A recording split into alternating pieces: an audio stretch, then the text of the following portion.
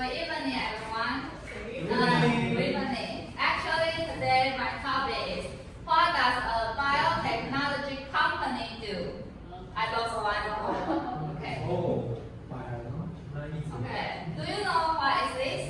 Yes. Yes, a pill to relieve pain. And pillow. And then you know what is this? Yes, I know the answer. Yes, it's a medical device to let doctor know what happened in your body. Okay, you know the medicine and you know the medical devices, but what's the difference? But do you know where are they from? Okay. Hospital. Yes. One of them. Okay. So medicine and medical devices are also products. And what's the difference between them and other products like iPhone, projector, or air conditioner? The difference between them is medicine and medical devices have a strong relation with human health, so they are strictly restricted by law. The government must make sure there won't be any accident happen when people taking medicine or using medical devices. But how? How government do that? How does the government control this? Providing clinical evidence to prove the safety and efficacy of the medicine or medical devices is the most common way in biotechnology field. If your children or friends are working in a biology or chemical laboratory, you must know they are always talking about what kind of compound or mechanism can resist cancers. Or you may know they are doing some experiments on mice or rabbits. We call this phase preclinical phase. It takes several years to produce a compound or a new technology that may have chance to move on to next phase. From phase 1 to phase 3, we call clinical study or clinical trial.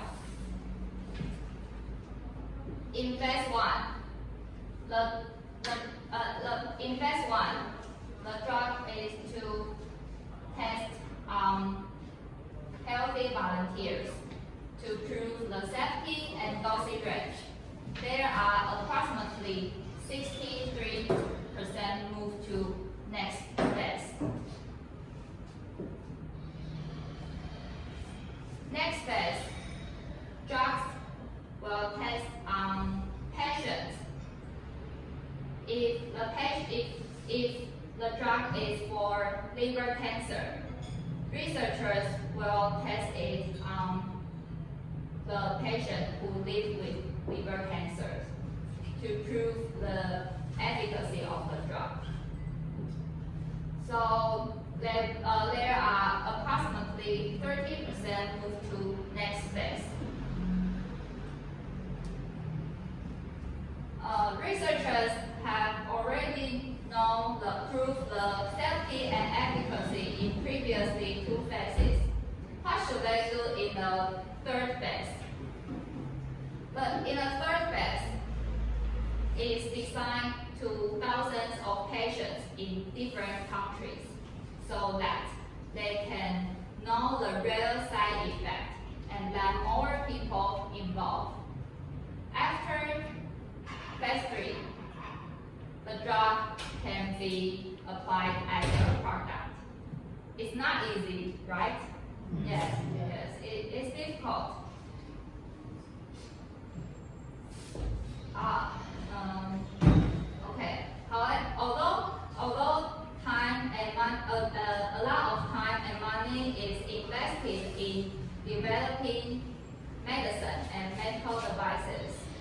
many of them do not prove effective enough in clinical trial and never get into production. However, there is a interesting story which is turning failure to success. That is Viagra. Yes, Viagra. In 1999, Viagra was under a study for angina. Yes. Was under a study for angina, but the results showed that it isn't a good treatment for angina. But researchers found an interesting feedback from patients. They found that some people, especially old men, returned and asked for more drugs. Why? It not make sense, right? It not make sense if the Viagra is not still work on angina. Why these people ask for more? Because researchers found that even though Viagra is not still work well on angina, it works well on erectile dysfunction. So they changed their trial direction and get an excellent feedback, excellent result. So the reason that I choose this topic today is to let you have a basic knowledge on clinical study. Conducting clinical study is my job as well. Maybe you would like to ask me, is clinical study safe? Why do I need to accept a clinical study when I'm sick? What's the benefit?